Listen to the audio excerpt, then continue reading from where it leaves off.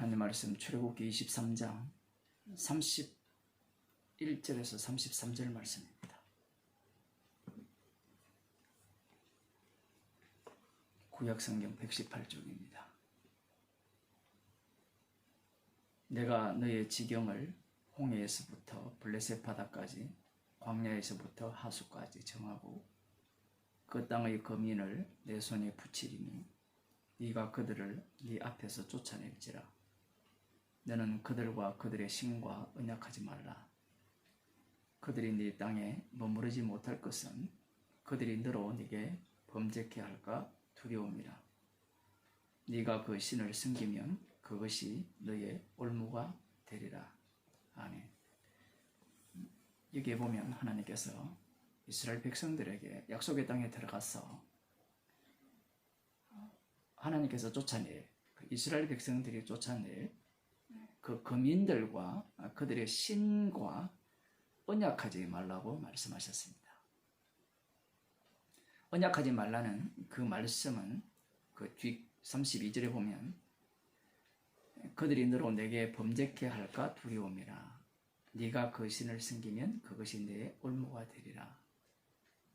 언약을 맺게 되면 이스라엘 백성들이 하나님께 범죄케 하고 범죄를 저지르게 되고, 그리고 결국 그들과 맺은 언약으로 인하여서 그것이 올무가 되어서 그들이 멸망당한다. 지금 그 말씀을 하고 계십니다. 이 말씀은 단순하게 언약을 맺지 말라, 그들의 신과 언약을 맺지 말라, 너희들이 멸망당하기 때문이다. 물론 그 말씀은 맞습니다. 여호수아 9장을 한번 보겠습니다. 여기에 보면 이스라엘 백성들이 약속의 땅에 들어가서 하나님께서 하지 말라는 그 땅 거민과 언약을 맺는 장면이 나옵니다. 9장에 보면 3절입니다. 이미 여리고성을 점령하고 아이성도 점령한 상태입니다. 기본 거민들이 여호수아의 여리고와 아이에 행한 일을 듣고 꾀를 내어 사신의 모양을 꾸미되 헤어진 전대와 헤어지고 찢어져서 기운 가죽 포도주 부대를 나귀에 싣고 그 발에는 낡아 기운 신을 신고 낡은 옷을 입고다 다 마르고 곰팡이 난 떡을 예비하고 그들이 길갈 진으로 와서 여호수아에게 이르러 그와 이스라엘 사람들에게 이르되 우리는 원방에서 왔나이다. 이제 우리와 약조하사이다. 여기에 보면 약조라는 단어가 나오는데 번역을 왜 이렇게 했는지는 모르겠습니다. 이게 베리트라는 언약을 맺다라는 거거든요. 하나님께서 노아와 언약을 맺으시는 그 언약을 맺다. 아브라함과 언약을 맺으시고 언약을 세우신다는 그 내용인데요. 우리와 언약을 맺자. 그렇게 이들이 간청을 하는 겁니다. 이들이 살고 있는 지역은 멀지 않아요. 3일 길갈에서 3일 정도 되는 그 지역인데 지금 여기 여호수아에서는 히위 족속이라 이렇게 나오고 사무엘하 21장에 가면 아모리 족속이라 이렇게 나와요. 왜 성경에서 족속이 다르냐라고 물으신다면 반반 체킨입니다. 그렇게 보시면 돼요. 여러 족속이 섞여 있다라고 보셔도 되고요.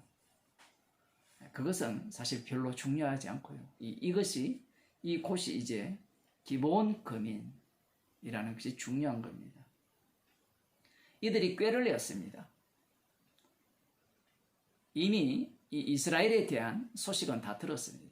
애굽에서 여호와 하나님께서 그들을 어떻게 인도해 내셨고 광야길을 어떻게 인도하셨고 여리고성과 아이성을 어떻게 진멸하셨는지 그러한 내막들을 다 알고 있습니다.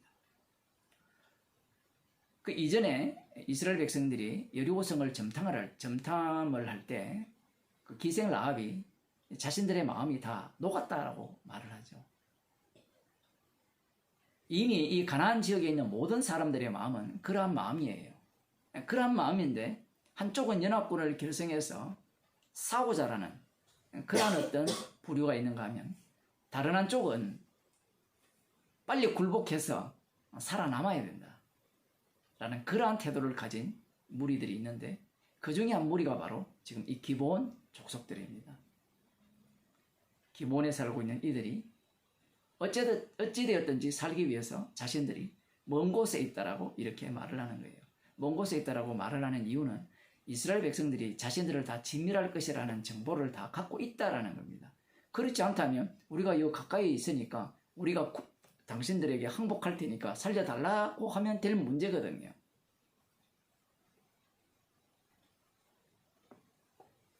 실제로 보면 이스라엘 사람들이 히위 사람에게 이르되, 여기 뭐 히위 사람이 이렇게 나왔죠. 너희가 우리 중에 가는 듯하니 우리가 어떻게 너희와 약조할 수 있으랴. 어떻게 언약을 맺을 수 있겠느냐. 여호와 하나님께서 너희들과 언약을 맺지 말라 이렇게 명을 하셨는데 그럴 수 없다라는 겁니다. 무슨 말인가 하면 이스라엘 백성들은 대충 짐작하고 있는 거예요. 먼 곳에 있는 애들이 와서, 가나안 땅 사람이 아닌 자들이 와서 자기들에게 자기들과 언약을 맺어가지고 자기들을 살려달라고 할 리는 만무하죠. 이스라엘 백성들이 알고 있어요. 그런데 지금 자신들 앞에 온 이 기본 이 거민들이 자신들을 팍 낮추잖아요.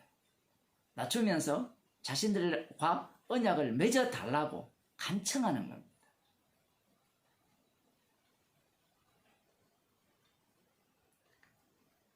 너희들이 여기에 가까이 산다라고 할 때 이 기본 거민들이 여호수아에게 이르되 우리는 당신의 종인이다. 종이라고 자신들을 낮춰버립니다. 여호수아조차 지금 분별치 못하는 그런 상황이에요. 지금 이 뒷부분에 가보면 누가 여기에 동조를 하는가? 누가 이 기본 거민들에 대해서 기분 좋게 그들과 언약을 맺느냐라고 할 때는 여호수아와 이 이스라엘의 족장들이 앞장서서 이들과 언약을 맺습니다. 나중에 보면 이들이 살고 있는 것이 가나안 땅임을 알고 난 뒤에는 백성들이 저들을 죽이자고 하죠.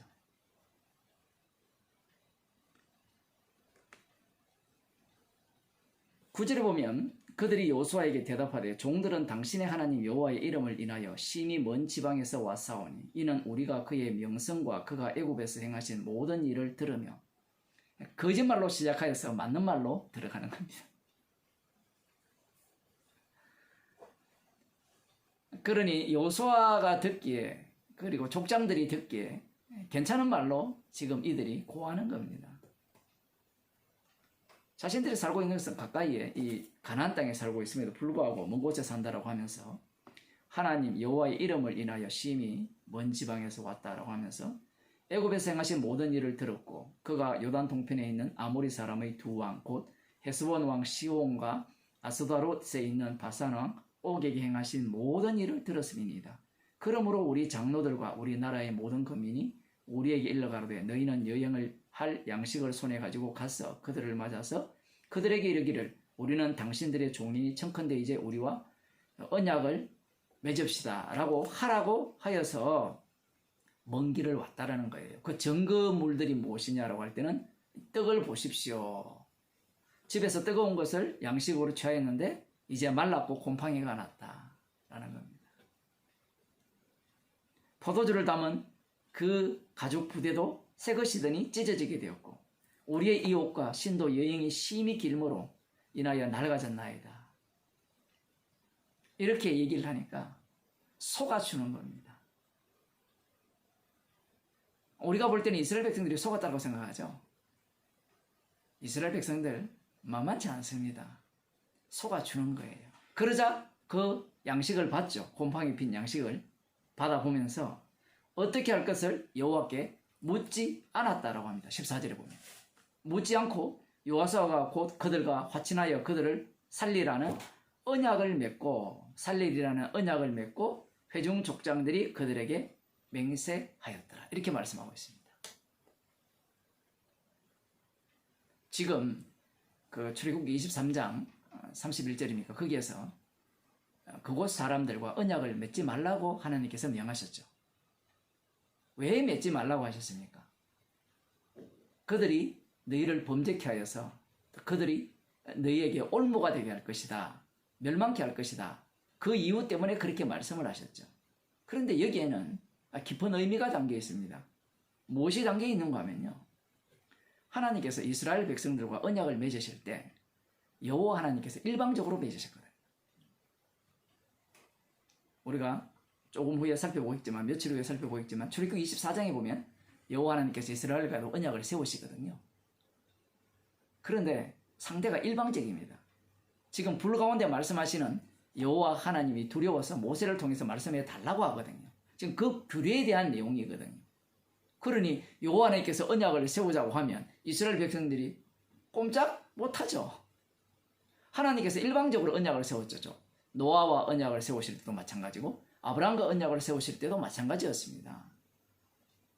그런데 지금 이 기본 거민들이 와서 이스라엘 백성들에게 우리와 언약을 세워주세요 라고 요청을 하는 거예요. 어떤 기분이 들까요? 바로 이거라는 겁니다. 우리가 지금 계속해서 살펴보는 게 여호와의 사자가 앞장서 가서 그들을 칠 것이고 하나님의 두려움이 그들을 두렵게 할 것이다. 그러한 기대감이 이들 속에는 사라지지 않았던 겁니다. 그래서 기본이 지금 가까이 살고 있는 것을 알면도 불구하고 속아주는 겁니다. 속아주면서 기분이 되게 좋아진 거예요. 그래서 그들과 언약을 맺는 겁니다. 나중에 보면 3일길에 가니까 너희들이 왜 거짓말을 했느냐?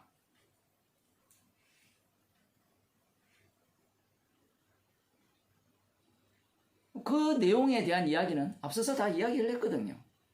그러자 이제 이 이스라엘 자손들이 백성들이 이 족장들을 원망하니까 그들이 뭐라고 이야기를 하는가 하면 이렇게 이야기합니다. 19절에 보면 모든 족장이 온 회중에게 이르되 우리가 이스라엘 하나님 여호와로 그들에게 맹세하였은즉 이제 그들을 건드리지 못하리라.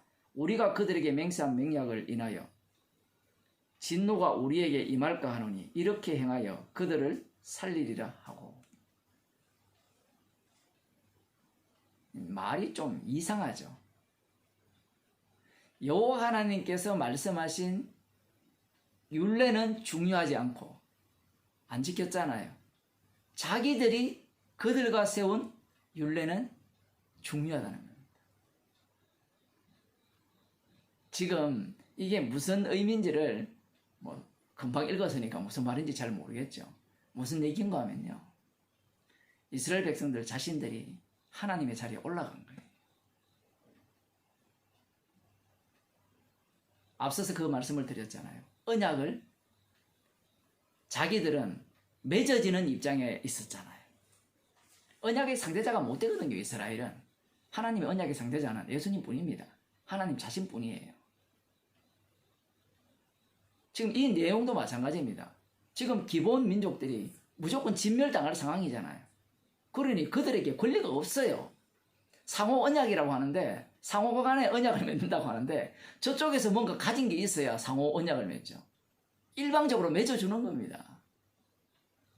그러면서 자신들이 핑계 삼아서 하는 말이 여호와 이름으로 맹세했기 때문에 저들을 죽이면 안 된다. 만일에 저들을 죽인다면 우리에게 진노가 임할 것이다. 이런 식으로 지금 말을 하고 있는 겁니다. 그래서 이 이스라엘 백성들로 인하여서 죽이지 못하게 하는 거예요. 참으로 희한하죠. 이 지도자들, 요수아와 이 족장들이 지금 이러한 행동을 하고 있고 오히려 백성들은 그들을 진멸하자라고 하는 겁니다.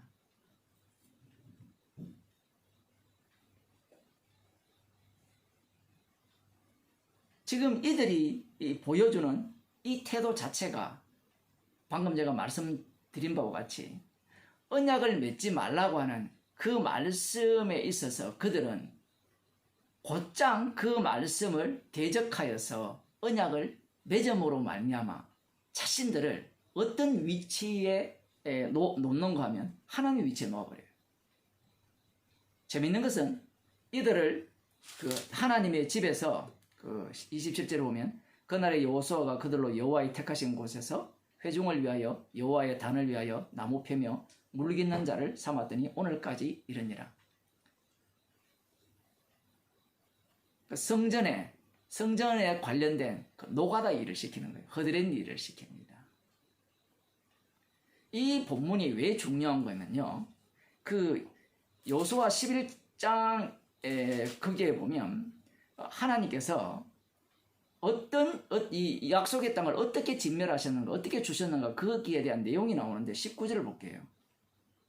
11장 19절을 보면 기본 거민 히위 사람 외에는 이스라엘 자손과 화친한 성읍이 하나도 없고 다 이스라엘 자손에게 쳐서 취한 바 되었으니 그들의 마음이 강팍하여 이스라엘을 대적하여 싸우러 온 것은 여호와께서 그리하게 하신 것이라. 그들로 저주받은 자 되게 하여 은혜를 입지 못하게 하시고 여호와께서 모세에게 명하신 대로 진멸하려 하심이었더라. 이스라엘과 화친한 거민들은 기브아 거민들 뿐이에요. 그런데 사사기 2장에 보면 하나님께서 이렇게 말씀하십니다. 사사기 2장 2절에 보면 너희는 이 땅 거민과 언약을 세우지 말며 그들의 단을 헐라 하였거늘 너희가 내 목소리를 청종치 아니하였도다. 자, 이 기본 거민들은 우상을 섬기자고 한 자들이 아니죠. 이스라엘 백성 속으로 들어왔어요. 그런데 여호수아서를 보게 되면 이스라엘 백성들이 전쟁을 하면서 이런 식으로 화친하는 그러한 내용들은 별로 나오지 않아요. 그러면 지금 하나님께서 하시는 말씀은 어떤 의미냐라고 할 때는 이 기본 족속들은요, 성경에 이 부분에 나오고 지금 방금 읽은 그 여호수아 11장에 나오고 나중에 어디에 나오는가 하면 사무엘하 21장에 등장을 합니다. 거기에는 어떻게 기본 족속들이 등장하는가 하면요, 사울 왕이 유다와 이스라엘 그 족속들로부터 인기를 얻기 위해서 기본 그 거민들을 죽인 사건이 나와요. 살해한 사건이. 그걸로 인하여서 3년 동안 땅에 기근이 발생한 그러한 사태가 발생했어요. 이 내용을 들여다보면 이 기본 거민들 일부죠. 기본 쪽에 사는 거민들입니다. 그 거민들은 지금 여호수아 때 그들과 합류하여서 이스라엘 속으로 완전히 들어왔다라고 볼 수 있어요. 이 기본 지역이 베냐민 지파가 차지한 땅 지역이거든요. 그 사울이 저들을 오히려 하나님에 대한 열심이죠.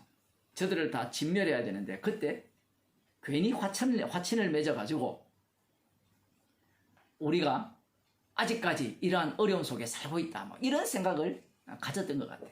그래서 그들을 완전히 제거하려고 했던 모양입니다. 자, 어쨌든 이 기본 거민들은 이 이스라엘 백성 속에 들어와서 이스라엘 백성 속에 합류하여서 사는 그러한 모습을 보여주고 있는 거예요. 이것이 지금 9장에서 상당히 많은 양을 할애하면서 기록하고 있거든요. 이게 왜 중요하냐를 할 때는 그 다음 전쟁을 할 때 이스라엘 백성들이 어떤 식으로 전쟁을 했느냐, 이게 신나는 거예요. 진멸하라 할 때 진멸하지 않는 겁니다. 저쪽에서 기본에 대한 소식을 들었을 거 아니에요. 상대 쪽에서. 이 기본 사람들은 어디에서 이러한 아이디어를 얻었을까라고 하면 기생 라합이에요. 기생 라합에게서 이 아이디어를 얻은 겁니다. 기생 라합이 정탐꾼을 섬겨주고 살아남았거든요. 그러면 이스라엘 백성들은 다 진멸하라 했는데 기생 라합을 살려주는 문제에 있어서는 하나님께서 어떠한 문제를 삼지 않았잖아요. 그러면 이들과 언약을 맺어도 문제가 없다라고 생각하는 겁니다. 결국 이들과 언약을 맺음으로 말미암아 이 여호와의 이름의 전쟁을 자기 이름의 전쟁으로 바꾸치게 한 거예요. 그 얘기를 하고 싶은 겁니다. 갈라디아서 1장 10절을 보고 마치도록 하겠습니다. 여기 보면 사도 바울이 굉장히 거친 이야기를 하죠.